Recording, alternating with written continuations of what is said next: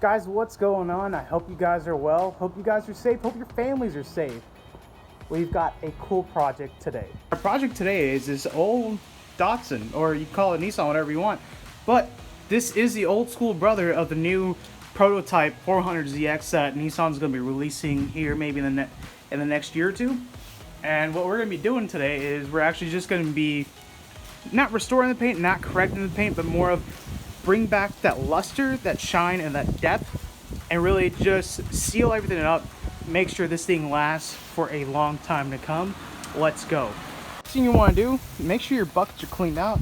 As you guys can see in here, it's really filthy, really filthy. So I'm gonna use the hose, clean it all out, and be right back.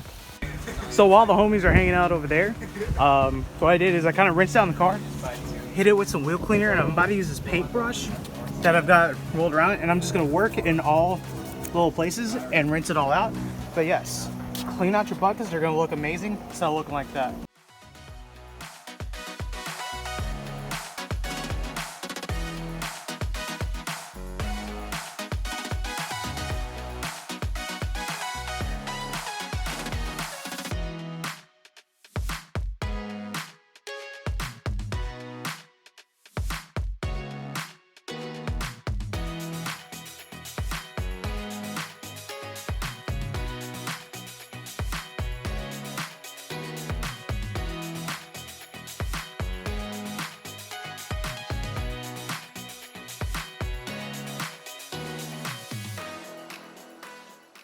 Okay, so I just got done washing the car, got it all clayed, washed, and it's ready and prepped for polishing.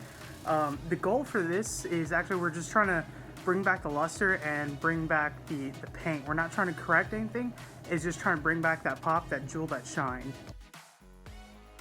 So today we're going to be actually using this one-step polish and protection. What it is just a one-step polish and protect. All it is it's going to be great for this car right here since it's a single stage paint job, and we're just trying to not remove a lot of the defect but bring back the luster, the shine, which this can actually provide, and bring some protection into the play on this one. So we're going to have at least 3 to 4 months of protection along with a nice little single stage polish.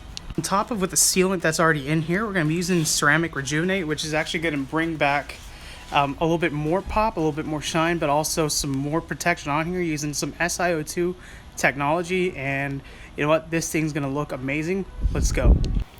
All right guys, sun's actually out of the clouds right now, but Jason's car is almost done.